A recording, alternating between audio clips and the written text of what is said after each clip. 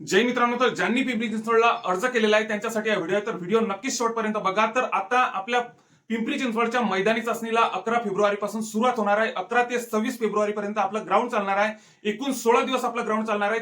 त्यामध्ये 3 दिवसांच्या सुट्ट्या आहेत. आणखी 140 जागांची वाढ झालेली आहे. तर आधी 332 इतक्या जागा होत्या, तर आता 462 इतक्या जागा झालेल्या आहेत. 332 जागांसाठी अर्ज किती आलेले होते, तर अर्ज 14,779 इतके अर्ज आलेले होते. 14,779 आपल्या 332 जागांसाठी अर्ज आलेले होते. तर आता 140 जागा वाढलेल्या आहेत. तर आता अर्ज संख्या वाढलेली आहे का?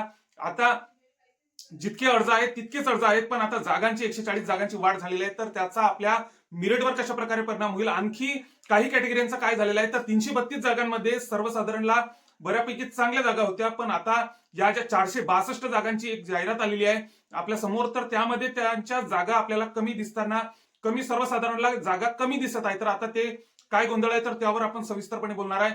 तर व्हिडिओ नक्कीच शेवटपर्यंत बघा. व तुम्ही जर चॅनलला आतापर्यंत नवीन असाल तर चॅनलला नक्कीच सबस्क्राईब करून ठेवा. तर हा व्हिडिओ मी स्पेशल ज्यांनी पिंपरी चिंचवडला अर्ज केलेला आहे त्यांच्यासाठी हा व्हिडिओ मी स्पेशल बनवलेला आहे.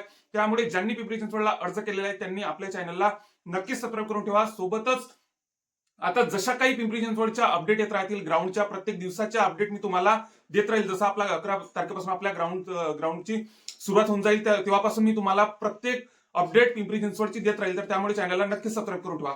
तर आता तुम्हाला सांगायचं झाल्यास की आता काय झालेलं आहे की, एक मिनिट, आता एसबीसी कॅटेगरी जर बघितली, आता माझ्या मित्रांनी मला काल कॉल केला होता, त्यांनीच माझ्या लक्षात आणून दिले हे. तर आता की आता आधी एसबीसी सर्वसाधारणला आधी 5 जागा होत्या. आता एसबीसीचं पण तसंच झालेलं आहे आणि एनटीडी कॅटेगरीचं पण तसंच झालेलं आहे. आता एसबीसी कॅटेगरीला आधी 332 जागांमध्ये सर्वसाधारणला 5 जागा होत्या, पण यावेळेस आता 462 जागांची जी जाहिरात आली, तर त्यामध्ये तिथं 3च जागा दिसत आहे. महिलांच्या 2 जागा होत्या आधी, आता महिलांच्या तिथं 3 जागा झालेल्या. एकूण जागा 8 होत्या, तर एकूण जागा मागे 332 जागांमध्ये 8 होत्या, तर आता 11 जागा दाखवत आहे. जागांची एसबीसी कॅटेगरीमध्ये वाढ झालेली आहे, पण सर्वसाधारणच्या जागा ह्या कमी झालेल्या आहेत. त्याच्यासोबतच एनटीडी कॅटेगरीच्या पण सर्वसाधारणच्या जागा खाली कमी झालेल्या आहेत. तर आता ही काय भानगड आहे तर ते आपण पाहूयात. तर आता एसबीसी कॅटेगरीचा जर आपण विचार केला, तर एसबीसी कॅटेगरीच्या आधी 5 जागा होत्या, आता किती दाखवत आहे आपल्याला? 3. तर आता जागा आधीच्या 332 जागांच्या जाहिरातीमध्ये जागा कशामध्ये शून्य होत्या, तर आता तिथं आता 462 जागांमध्ये एक वाढलेली आहे भूकंपग्रस्ताची, त्याच्यानंतर वाढलेली आहे अंशकालीनची. तर आधी जागा होती का 332 जागांमध्ये?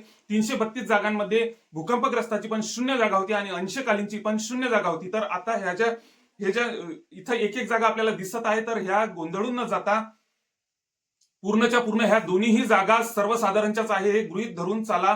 कारण की ह्या दोन्हीच्या दोन्ही जागा ह्या एसबीसी कॅटेगरीच्या दोन्ही भूकंपग्रस्त आणि अंशकालीनच्या दोन्ही जागा आपल्या सर्वसाधारण उमेदवारांना ह्या नक्कीच 100% मिळणार आहे. कारण की आता जर भूकंपग्रस्ताची आधी 332 जागांमध्ये जर जागाच नव्हती, 0 जागा होती, तर त्या भूकंपग्रस्त एसबीसी भूकंपग्रस्ताचे मुलं फॉर्मच कशा काय टाकतील? अंशकालीन एसबीसी कॅटेगरीचे मुलं फॉर्मच कशा काय टाकतील? तर आता ह्या जागा 100%, 101% ह्या खाली जाणार आहे आणि सर्वसाधारण उमेदवारांना, ह्या एसबीसी कॅटेगरीच्या सर्वसाधारण उमेदवारांना ह्या जागा मिळणार आहे. आता एनटीडी कॅटेगरीचं काय झालेलं आहे, तर एक वेळेस एनटीडी कॅटेगरी मला बघू द्या.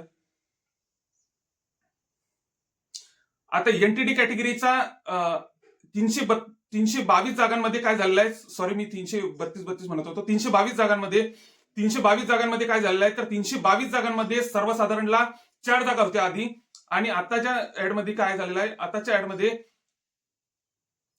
ऍडमध्ये आपल्याला जागा 3च दिसत आहे, एक जागा कमी झालेली आहे. तर आता तशाच प्रकारे आता इथं कोणती जागा वाढलेली आहे तर ती पाहू द्या आधी. माजी सैनिक आणि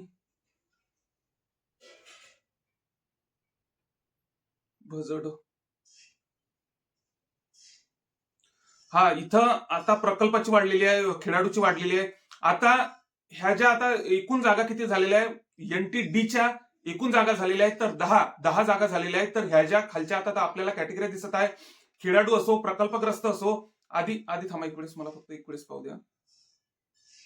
आधी फक्त माजी सैनिकला एक जागा होती 322 जागांमध्ये, तर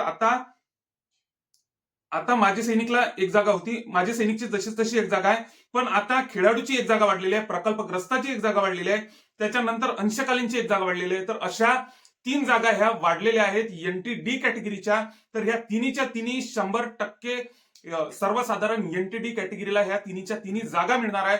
कारण की आता जर आधी 322 जागांच्या जाहिरातीमध्ये जर इथं 0-0 जागा होत्या, आता खेळाडूला 0 जागा होती, त्याच्यानंतर प्रकल्पाला 0 जागा होती. तर आता यांना जर 0-0 जागा असतील तर आता त्यांना जर 0-0 जागा असतील तर त्या NTD कॅटेगरीचे कॅन्डिडेट, खेळाडूचे कॅन्डिडेट इथं फॉर्मच कसं काय भरतील आहात? कारण की आता 100% 101% ह्या जागा खाली जाणार आहे.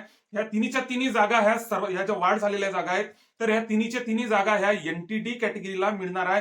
कारण की आता NTD कॅटेगरी जर बघितली, आता NTD कॅटेगरीला आता सध्याच्या कंडिशनमध्ये 3 जागा आहेत. तर तुम्ही 6 जागा 100% 101% गृहीत धरून चला की आपल्याला ह्या 6 जागा सर्वसाधारण उमेदवारांच्या आहेत, इतकं फिक्स आहे. तर आता जागांची आता एकंदरीत जागांची वाढ किती झालेली आहे? तर जागांची 140 जागांची वाढ झालेली आहे. तर 140 जागांचा 100% 101% आपल्याला मेरिटवर आपल्याला परिणाम दिसणार आहे. मेरिटवर आपल्याला 100% परिणाम दिसणार आहे. कारण की आता वेटिंगवाले सध्याच आता वेटिंगला जे 1-2 मार्कांनी यावेळेस जर राहत होते समजा, तर त्यांचं पण सिलेक्शन या भरतीमध्ये झालेलं आहे, 100% झालेलं आहे. कारण की आता जे वेटिंगला राहणार होता मुंबईचं पण तसंच काहीतरी होणार आहे, त्याच्यासोबत पिंपरी चिंचवडचं पण होणार आहे, पुणे सिटीच्या जागा वाढू शकतात. तर आता 100% तसंच काहीतरी होणार आहे की जे आता वेटिंगला 1-2 मुलं खालचे जे आता राहणार आहे, तर त्यांचे पण आता जे वेटिंगला राहणार आहे त्यांचं सिलेक्शन हे झालेलं आहे. एकंदरीत सांगायचं झालं, स्पष्टपणे सांगायचं झालं, त्यांचं पण आता सिलेक्शन झालेलं आहे. सोबतच आता आणखी मेरिटवर तर याचा 100% परिणाम होणारच आहे. मेरिट खाली येणारच आहे. कारण की अर्ज तितकेच आहे, पण जागा वाढलेल्या आहे. 140 जागांची वाढ झालेली आहे. 462 इतक्या जागा झालेल्या आहेत. आणखी जशा काही आता पिंपरी चिंचवडच्या आता रोजचे अपडेट मी तुम्हाला देत राहील. 11 तारखेपासून आपलं ग्राउंड चालू होऊ द्या फक्त, तुम्हाला मी वेळोवेळी पिंपरी चिंचवडच्या अपडेट देत राहील. सोबतच आता तुम्ही जर चॅनलला आतापर्यंत नवीन असाल तर चॅनलला नक्कीच सबस्क्राईब करून ठेवा. तर हा व्हिडिओ मी स्पेशल ज्यांनी पिंपरी चिंचवडला अर्ज भरलेला आहे त्यांच्यासाठी व्हिडिओ बनवलेला आहे. तर ज्यांनी अर्ज भरलेला आहे त्यांनी नक्कीच आपल्या चॅनलला सबस्क्राईब करून ठेवा. सोबतच ज्यांनी पिंपरी चिंचवडला अर्ज केलेला आहे त्या मित्रांना पण हा व्हिडिओ नक्कीच शेअर करा. जय हिंद.